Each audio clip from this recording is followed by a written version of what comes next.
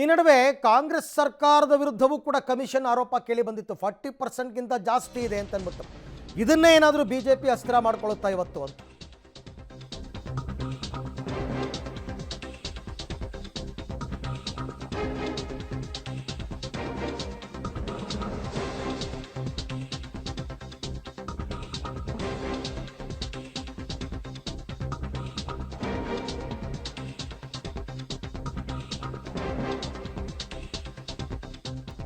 ಗುತ್ತಿಗೆದಾರರ ಅಧ್ಯಕ್ಷ ಕೆಂಪಣ್ಣ ಅವರು ಕಾಂಗ್ರೆಸ್ ಗೌರ್ನಮೆಂಟ್ ಮೇಲೂ ಕೂಡ ಆರೋಪ ಮಾಡಿದರು.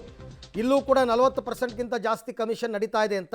ಹಾಗಾಗಿ ಸದನದಲ್ಲಿ ಇವತ್ತು ಬಿಜೆಪಿಯವರು ಈ ಪ್ರಕರಣವನ್ನು CBIಗೆ ಕೊಡಿ ಅಂತ ಏನಾದರೂ ಧ್ವನಿ ಎತ್ತುತ್ತಾರಾ? ಆ ಥರ ಏನಾದರೂ ಆದರೆ ಹಿಂದಿನ 40% ಇತ್ತಲ್ಲ ಬಿಜೆಪಿಯದು, ಅದನ್ನು ಮುನ್ನೆಲೆಗೆ ತರೋದಕ್ಕೆ ಕಾಂಗ್ರೆಸ್ ಪ್ಲ್ಯಾನ್ ಮಾಡ್ಕೊಂಡಿದ್ದಾರೆ.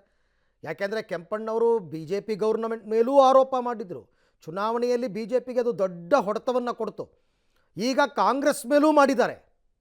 ಹಾಗಾಗಿ ಆಗ ಸದನದಲ್ಲಿ ಕಾಂಗ್ರೆಸ್ ಯಾವ ರೀತಿ ಹೋರಾಟ ಮಾಡಿತ್ತು, ಅದೇ ರೀತಿಯಾದ ಹೋರಾಟವನ್ನು ಈಗ ಸದನದಲ್ಲಿ BJPಯವರು ಪ್ರತಿಪಕ್ಷದಲ್ಲಿ ಕೂತಿರೋರು ಮಾಡ್ತಾರಾ? ಸಿದ್ದರಾಮಯ್ಯನವರು ಒಪ್ಪಿ ಅದಕ್ಕೇನಾದರೂ CBI ತನಿಖೆ ಕೊಡ್ತಾರಾ?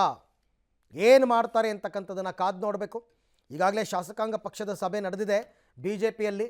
ಅಲ್ಲಿ ಚರ್ಚೆ ಆಗಿದೆ ಹೋರಾಟ ಯಾವ ರೀತಿ ಇರಬೇಕು ಅಂತ. ಬೆಳಗಾವಿ ಸದನದಲ್ಲಿ ಸೆಷನ್ನ ನಾವು ಏನೋ ಅಂದ್ಕೊಂಡಿದ್ವಿ, ಬಟ್ BJPಯವರು ನಿರಾಶಾದಾಯಕ ಪ್ರದರ್ಶನ. ಈ ಸರ್ತಿ ಆದರೂ ಏನಾದರೂ ಹೋರಾಡ್ತಾರಾ? ಕಾದು ನೋಡೋಣ.